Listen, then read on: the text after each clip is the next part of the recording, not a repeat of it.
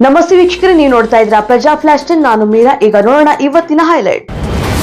B Y Vijayendra BJP ರಾಜ್ಯಾಧ್ಯಕ್ಷನಾಗಿರುವುದಕ್ಕೆ ನನ್ನ ಭಿನ್ನಾಭಿಪ್ರಾಯವಿಲ್ಲ. ಬದಲಾವಣೆಗೆ ನಾನು ಒತ್ತಾಯವನ್ನು ಮಾಡಿಲ್ಲ.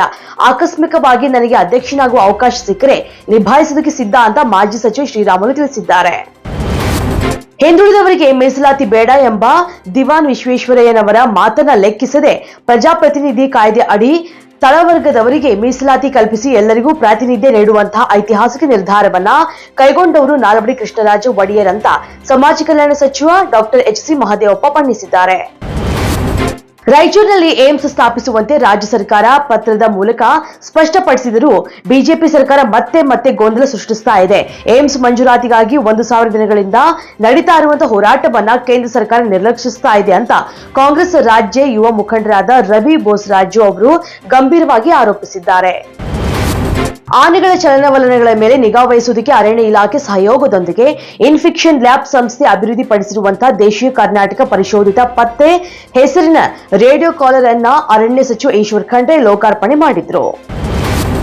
ಕುಮಾರಸ್ವಾಮಿ ಅವರು ಕಾಂಗ್ರೆಸ್ ಭವಿಷ್ಯ ಹೇಳುವುದಿರಲಿ, ಮೊದಲು ಅವರ ಭವಿಷ್ಯವನ್ನ ಸರಿಯಾಗಿ ಬರೆದುಕೊಳ್ಳಿ ಅಂತ 2028 ಕಾಂಗ್ರೆಸ್ ಸರ್ಕಾರ ಇರೋಲ್ಲ ಎಂಬ ಕುಮಾರಸ್ವಾಮಿ ಹೇಳಿಕೆಗೆ ಕೃಷಿ ಮತ್ತು ಜಿಲ್ಲಾ ಉಸ್ತುವಾರಿ ಸಚಿವ ಎನ್ ಚೆಲುವರಾಯಸ್ವಾಮಿ ಟಾಂಗ್ ನೀಡಿದ್ದಾರೆ. ರಾಜ್ಯಾದ್ಯಂತ ತೀವ್ರ ಚರ್ಚೆಗೆ ಕಾರಣವಾಗಿದ್ದ ಬಹುಕೋಟಿ ಬಿಟ್ ಕಾಯಿನ್ ಹಗರಣ ಸಂಬಂಧ ರಾಜ್ಯ ಯುವ ಕಾಂಗ್ರೆಸ್ ಅಧ್ಯಕ್ಷ ಮೊಹಮ್ಮದ್ ನಲ್ಪಾಡ್ ಅವರಿಗೆ ಸಂಕಷ್ಟ ಎದುರಾಗಿದ್ದು ವಿಚಾರಣೆಗೆ ಮತ್ತೆ ಎಸ್ಐಟಿ ನೋಟಿಸ್ ನೀಡಿದ ಬೆನ್ನಲ್ಲೇ ಬಂಧನದ ಭೀತಿ ಶುರುವಾಗಿದೆ. ಆರ್ಜಿ ಕಾರ್ ವೈದ್ಯಕೀಯ ಕಾಲೇಜು ಮತ್ತು ಆಸ್ಪತ್ರೆಯ ಅತ್ಯಾಚಾರ ಕೊಲೆ ಸಂತ್ರಸ್ತೆಯ ಪೋಷಕರು ಪ್ರಕರಣದ ಮರು ತನಿಖೆಗೆ ಆದೇಶಿಸುವ ನಿರ್ಧಾರಕ್ಕೆ ಸಂಬಂಧಪಟ್ಟಂತೆ ಕೋಲ್ಕತ್ತಾ ಹೈಕೋರ್ಟ್ನಿಂದ ಹೆಚ್ಚುವರಿ ಸಮಯವನ್ನ ಕೋರಿದ್ದಾರೆ. ಅಮೆರಿಕದ ಅಧ್ಯಕ್ಷರಾಗಿ ಆಯ್ಕೆಯಾಗುತ್ತಲೇ ಹಲವು ವಿವಾದಾತ್ಮಕ ನಿರ್ಧಾರ ಪ್ರಕಟಿಸಿರುವಂತಹ ಡೊನಾಲ್ಡ್ ಟ್ರಂಪ್ ಅವರ ಕಣ್ಣು ಇದೀಗ ಯುದ್ಧ ಪೀಡಿತ ಗಾಜಾದ ಮೇಲೆ ಬಿದ್ದಿದೆ. ಪನಾಮಾ ಕಾಲುವೆ, ಗ್ರೀನ್ಲ್ಯಾಂಡ್ ಹಾಗೂ ಕೆನಡಾವನ್ನ ಅಮೆರಿಕದ ಭಾಗವಾಗಿಸಿಕೊಳ್ಳುವ ಮಾತನಾಡಿದ್ದಂತ ಟ್ರಂಪ್ ಇದೀಗ ಗಾಜಾವನ್ನ ತಮ್ಮ ನಿಯಂತ್ರಣಕ್ಕೆ ತಂದುಕೊಳ್ಳುತ್ತೇವೆ ಅಂತ ಘೋಷಿಸಿದ್ದಾರೆ. ಮಿಸ್ಟರ್ ಸ್ಪಿನ್ನರ್ ವರುಣ್ ಚಕ್ರವರ್ತಿ ಇಂಗ್ಲೆಂಡ್ ವಿರುದ್ಧದ 3 ಪಂದ್ಯಗಳ ಏಕದಿನ ಸರಣಿಗೆ ಆಯ್ಕೆಯಾಗಿದ್ದಾರೆ.